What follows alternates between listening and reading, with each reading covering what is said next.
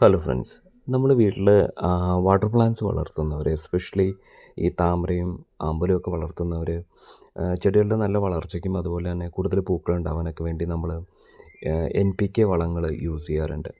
ഇപ്പോൾ നമ്മൾ NPK വളങ്ങൾ യൂസ് ചെയ്യുമ്പോൾ പലപ്പോഴും നമ്മൾ നേരിടുന്നൊരു വലിയ പ്രശ്നം എന്ന് പറയുന്നത് ഈ ആ, ആമ്പലൊക്കെ നട്ടിരിക്കുന്ന പാത്രത്തിൽ നമ്മൾ പലപ്പോഴും ആ, കൊതുക് വരാതിരിക്കാനൊക്കെ ആയിട്ട് ഗപ്പി മത്സ്യങ്ങളെ ഇടാറുണ്ട്, അല്ലെങ്കിൽ ഗപ്പി പോലുള്ള ചെറിയ മത്സ്യങ്ങൾ ഇടാറുണ്ട്.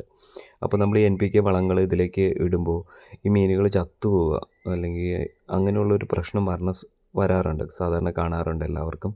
അപ്പോൾ അതിനൊരു സൊല്യൂഷനായിട്ട് ഞാൻ ഈ അടുത്തിടയ്ക്ക് കണ്ട് എത്തിയ ഒരു NPK വളമാണ്. ഞാനിത് ആമസോണിൽ നിന്ന് വാങ്ങിയതാണ്. പക്ഷേ ഇത് ഇട്ട് കഴിഞ്ഞാൽ ഈ ഗപ്പികൾക്ക് അങ്ങനെയുള്ള പ്രശ്നങ്ങളൊന്നും ഉണ്ടാകുന്നില്ല. അത് നമ്മൾ ഗപ്പികളുള്ള പോട്ടിലും ഡയറക്റ്റായിട്ട് യൂസ് ചെയ്യാൻ പറ്റുന്ന ഒരു NPK വളമാണ്. അതിപ്പോൾ ഞാൻ എങ്ങനെ യൂസ് ചെയ്യുന്നത് കാണിച്ചു തരാം. അപ്പോൾ ഇതാണ് കേട്ടോ ആ വളം. ഇത് നമുക്ക് ആമസോണിൽ നിന്ന് വാങ്ങാം. നിങ്ങൾക്ക് ആർക്കെങ്കിലും ആവശ്യമുണ്ടെങ്കിൽ ഒരു മെസ്സേജ് ഇട്ടാൽ മതി, ഞാൻ എൻ്റെ ലിങ്ക് അയച്ചു തരാം. ഇതിപ്പോൾ നമ്മൾ നോക്കിക്കഴിഞ്ഞാൽ ചെറിയ ഒരു ഗ്രാന്യൂൾ രൂപത്തിലാണ് ഇതുള്ളത്. ഇതിൽ നിന്ന് ഒരു ആവശ്യത്തിന്, ഒരുപാടൊന്നും വേണ്ട, വളരെ കുറച്ചെടുത്തിട്ട് നമ്മൾ ഡയറക്റ്റായിട്ട് പോണ്ടിലേക്ക് ഏത് ഇതിലാണോ നമ്മൾ വെച്ചിട്ടുള്ളത് അതിലേക്ക് ഇട്ട് കൊടുക്കുക. അങ്ങനെ ഇട്ട് കൊടുത്തു കഴിയുമ്പോൾ ചെടിക്ക് നല്ല ഗ്രോത്തും ഉണ്ടാവും, ഒരുപാട് ഫ്ലവറും ഉണ്ടാവും.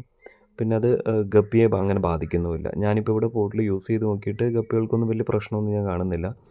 പക്ഷേ ഒരുപാടൊന്നും നമ്മൾ ഉപയോഗിക്കേണ്ട, ആവശ്യത്തിന് ഇട്ടാൽ മതി. ഒരു 15 ഡേയ്സ് കൂടുമ്പോൾ കുറച്ച് ഇട്ട് കൊടുക്കുക.